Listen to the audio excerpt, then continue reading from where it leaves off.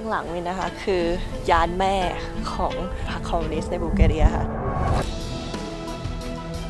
It's sad because everyone knew that it's a big lie. If you say something against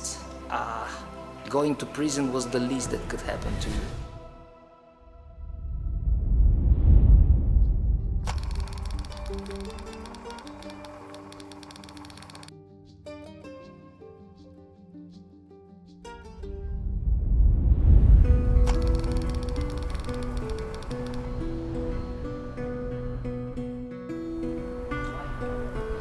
ที่โซเฟียวันนี้นะคะเราจะมาคอมมิวนิสต์ทัวร์ค่ะ แล้วก็จะคิดว่าเฮ้ยมาโซเฟียเรามาดูตึกสวยๆหรือเปล่าก็คอมมิวนิสต์ วันนี้ก็เลยจะเล่าให้ฟังนิดนึงว่าคอมมิวนิสต์มาอยู่ที่นี่ได้ยังไงแล้วก็บูลแกเรียจริงๆแล้วเป็นส่วนหนึ่งของสหภาพโซเวียตหรือเปล่าคำตอบคือเปล่ามินจะเล่าย้อนกลับไปก่อนนะว่าบูลแกเรียเนี่ยคือใครกันแน่นะคะคนกลุ่มแรกที่เข้ามาอยู่ที่นี่เชื่อว่าชาวเทรเซียนนะคะชาวเทรเซียนเป็นนักรบที่เก่งกาจมากนะแล้วก็มีความแปลกประหลาดมากคือเด็กเกิดร้องไห้คนตายหัวเราะมันจะมีความเป็นนักรบโหดๆหน่อยก็เป็นที่รู้จักอยู่แถวนี้นะคะและหลังจากนั้นเนี่ยก็มีการต่อสู้กับอาณาจักรของอเล็กซานเดอร์มหาราชนะคือมาซิโดเนียนะคะแล้วก็ต่อด้วยการเข้ามาของโรมันแล้วตอนนั้นเนี่ยนะคะชาวเทรเซียนเนี่ยนะคะเขาก็มารวมกับโรมันแล้วก็เหมือนอยู่ใต้อาณาจักรของโรมันอยู่สักพักหนึ่งเลยนะนักรบคนสำคัญของเทรเซียนคนรู้จักนะคะก็คือสปาร์ตาคัสเคยดูหนังเรื่องสปาร์ตาคัสไหมคะนั่นแหละค่ะคือนักรบเทรเซียนค่ะและหลังจากนั้นนะคะก็จะมีการเข้ามาพวกสลาวิกเนาะสลาฟเทรเซียนก็ไปรวมกับสลาฟเพื่อต่อสู้กับโรมันแล้วต่อมาคนที่เข้ามาก็คือบูการ์ซึ่งเป็นชาวเผ่าขี่ม้าเร่ร่อนจากเอเชียกลางซึ่งเป็นที่มาของชื่อบูลแกเรียเนี่ยแหละค่ะยังไม่พอออตโตมันเข้ามาคุมอยู่พื้นที่นี้ประมาณ500 ปีแล้วก็ผ่านสงครามโลกที่ 1ผ่านสงครามโลกที่ 2สู้กันมีกษัตริย์โดนล้มหลังสงครามโลกครั้งที่ 2แล้วก็ทาดาเป็นช่วงคอมมิวนิสต์อย่างที่เห็นในมิวเซียมนี้ซึ่งเราก็จะมาดูคอมมิวนิสต์กันนะคะโดยคอมมิวนิสต์เนี่ยมาอยู่ในมิวเซียมตอนนี้เป็นเพราะอะไรเพราะว่าหลังจากการล่มสลายเนาะของจักรภาพโซเวียตอะไรเงี้ยในช่วงนั้นนะคะที่นี่ก็ล่มสลายเหมือนกันนะเพราะว่าเหมือนเขาฝากความหวังไว้ในคนเดียวอะคือคุณทูดอร์ชีคอฟนะคะประมาณปี 80 อะไรเงี้ยพรรคคอมมิวนิสต์เนี่ยก็ล่มสลายค่ะแต่สาเหตุที่ว่าทำไมที่นี่ไม่เคยเป็นคอมมิวนิสต์แบบจริงจังกับโซเวียตนะเพราะว่าเขาตีกับสตาลินนะเขาก็เลยเป็นพรรคสังคมนิยมแทนประเทศตอนนี้ก็เป็นเดโมคราซีแล้วค่ะเป็นประชาธิปไตยนั่นแหละถึงแม้ว่าเลือกตั้งมา6 ครั้งใน2 ปีก็ตามแต่ก็เป็นประชาธิปไตยนี่คือสัญลักษณ์ดาวแดงช่วงสังคมนิยมอะคอมมิวนิสต์ Lenin there, the biggest one, you see. You know, now you all been into Sofia city center. That's where the Saint Sophia statue sits today because Saint Sophia is the patron saint of the city, bears the name. Before 1989, the statue of Lenin was sitting on the very same spot. Socialist society, which was a step towards the fictional state which is gonna be communism. In communism, it's a utopia, okay? That is a fictional state. We just call it like that because of the Communist Party, that was the real name, that was ruling over us. But we were a socialistic society, which is a stage before the real communism comes. คนนี้นะคะคือลูกสาวของทูดอร์ชิคอฟนะคะซึ่งตอนนั้นนะคะเขาก็แต่งตั้งเธอเป็นรัฐมนตรีว่าการกระทรวงเกษตรค่ะ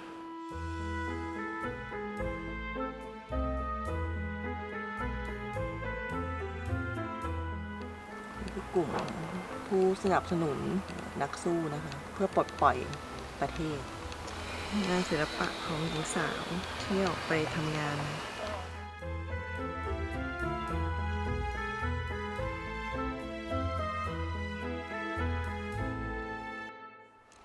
แปลกดีนะคะในการปกครองที่เป็น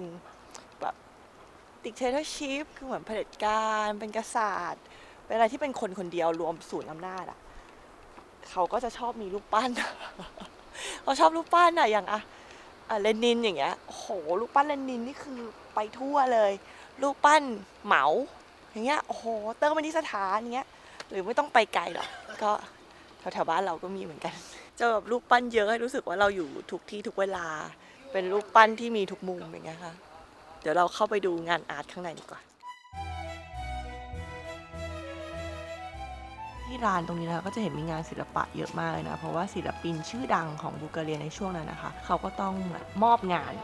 ที่เป็นสัญลักษณ์ของคอมมิวนิสต์ด้วยนะคะเหมือนทำงานเพื่อประเทศชาติประมาณนี้พวกรูปปั้นเหล่านี้ที่เห็นข้างหลังก็จะมี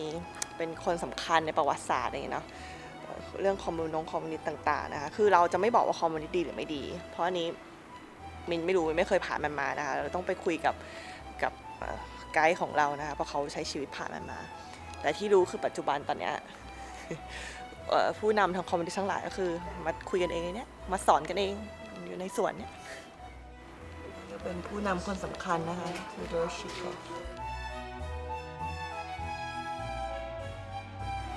จากคนสำคัญตอนนี้มาอยู่แบบใต้บันได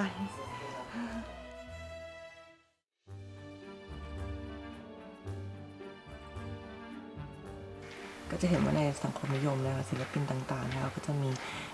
หน้าที่ในการทำ propaganda ในการผลิตงานออกมานะคะไม่ว่าจะเป็นรูป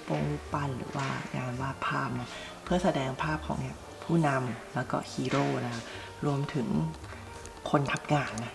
ด้วยก็จะเต็มไปหมดสิ่งเหล่านี้ก็คือเป็น propaganda นะคะของเขาการทำงานหนักมันได้รับการยกย่องแล้วมันเป็นคำจำกัดความของความเป็นมนุษย์ในตอนนั้นเลยนะที่ทำเพื่อสังคมอะค่ะซึ่งภาพเหล่านี้ไม่ใช่เฉพาะผู้ชายที่ทำงานนะคะผู้หญิงก็ทำงานไม่แพ้กันทุกคนต้องทำงานในคอมมิวนิสต์สังคมนิยมเนี่ยเราก็จะมักวาดภาพของชนชั้นแรงงานนะแล้วก็จะวาดภาพให้มันสวยงามอย่างเงี้ยค่ะทุกคนแฮปปี้ร่วมมือร่วมใจกันทำงานค่ะอันนี้ก็จะชัดเจนมากนะถือเคี่ยวเกี่ยวข้าวสาลีนะคะใครบอกทำงานไม่ยากจนในสังคมนิยมทำงานแล้วก็ยากจนและเหนื่อยมากค่ะ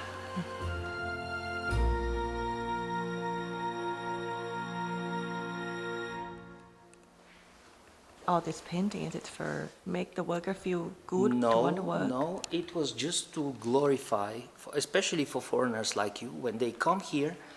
that was showing to the outsiders how glorious is to work to lay the foundations of the future communist society. Like a propaganda for 110% propaganda. I look at it and I feel like it's so sad. Well, it is sad, and we were living in that society for 45 years. It's sad because everyone knew that it's a big lie. But what can you do? If you say something against the ruling party, going to prison was the least that could happen to you. So like if actually the society can reach communism, it should be nice, isn't it? If you can reach that On utopia. paper, yes, but many things when you see them on paper, they look totally different than they are in reality.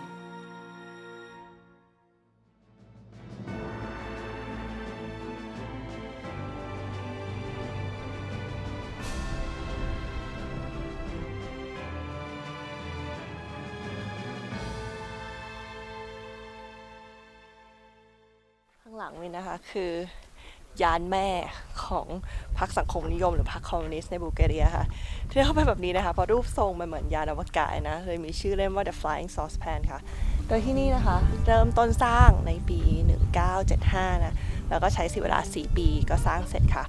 ในช่วงการก่อสร้างเนี่ยขอทุ่มงบประมาณลงไปอย่างมหาศาลนะเพราะว่าต้องการให้พื้นที่ตรงนี้มันเหมือนเป็นสัญลักษณ์ความยิ่งใหญ่ของพรรคสังคมนิยมคอมมิวนิสต์ในบูลแกเรียนะคะโดยเริ่มต้นจากสถานที่สร้างนะซึ่งสร้างอยู่บนยอดเขาซึ่งไม่มีน้ำไม่มีไฟฟ้านะต้องใช้เครื่องปั่นไฟแล้วก็นำน้ำขึ้นมาเท่านั้นนะคะแล้วก็ได้ใช้เป็นที่ประชุมต่างๆอะไรเงี้ยเพียงแค่10 ปีหลังจากนั้นพรรคคอมมิวนิสต์ของที่บัลแกเรียเนี่ยก็ล่มสลายไปนะคะหลังจากที่ล่มสลายไปเนี่ยพื้นที่ตรงเนี้ยก็ไม่มีใครเข้ามาดูแลเนาะก็เนี่ยถูกทิ้งร้างนะคะแล้วก็มีวัยรุ่นเข้ามาแบบชุมนุมกินดื่มเหล้าทำอะไรประหลาดๆกันแล้วก็ เนี่ยมีกราฟฟิตี้อะไรมากมายนะคะนอกจากที่สำคัญก็คือพอมันไม่มีคนดูแลของต่างๆเนี่ยก็ถูกขโมยเนาะแล้วก็ที่เนี่ยมีประชากรยิปซีประมาณ 20% หลังคาเขาสร้างมาจากคอปเปอร์ทองแดงก็เอาหลังคาไปหมดเลยก็คือตอนนี้ไม่มีหลังคาแล้วแล้วข้างในจริงๆก็จะมีโมเสกอะไรต่างๆมากมายรูปภาพร้อยๆพันๆรูปตอนนี้ก็คือหายไปหมดแล้วค่ะ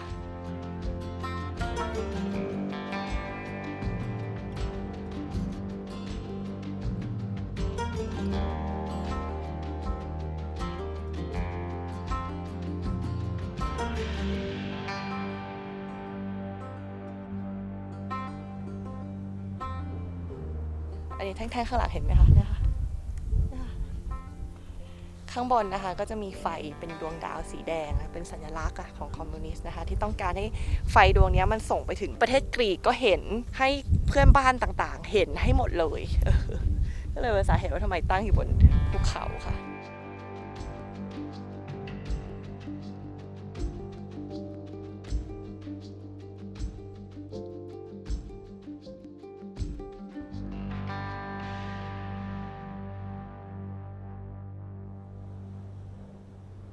ว่า entry prohibit นะคะคือตอนนี้ห้ามเข้าแล้วนะเขาจะมีตำรวจตรงนี้นะ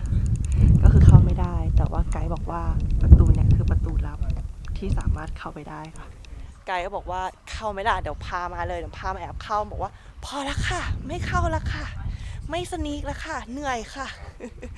จริงๆจะเห็นได้ว่าในย่านนี้นะคะแบบโซเวียตเก่ายูโกสลาเวียเก่าอะไรเงี้ยมันจะมีพวกตึกที่ถูกทิ้งร้างเยอะมากมันน่าจะเป็นแบบจุดเริ่มต้นของพวกอูเบกส์อะคนที่เขาแบบสำรวจสถานที่ทิ้งร้างอะเพราะมันมีเยอะจริงๆ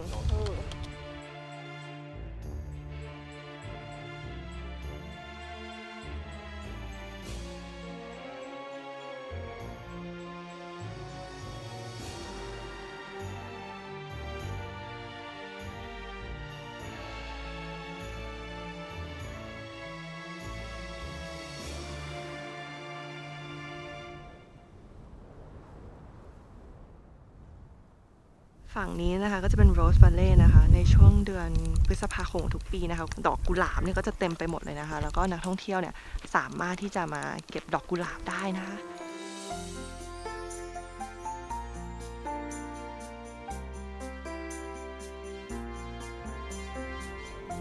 อาจจะไม่มีใครรู้แต่ว่า 70% ของโรสออยล์นะคะน้ำมันกุหลาบเนี่ยมาจากบัลแกเรียค่ะ เพราะฉะนั้นในช่วงเดือนพฤษภาคมแถวนี้ก็จะยุ่งมากเลยนะเราจะเก็บดอกกุหลาบตั้งแต่ตอนเช้านะคะแล้วก็เอาเข้าไปผลิตน้ำมันเลยในวันนั้นเลยเพื่อให้มันสดใหม่สวยงามนะแล้วก็สินค้าส่งออกที่นี่ก็น้ำมันกุหลาบมินก็อยากกลับมาเหมือนกันนะไปหาดูรูปได้เดี๋ยวขึ้นรูปให้ดูว่ามันเป็นยังไงสวยมาก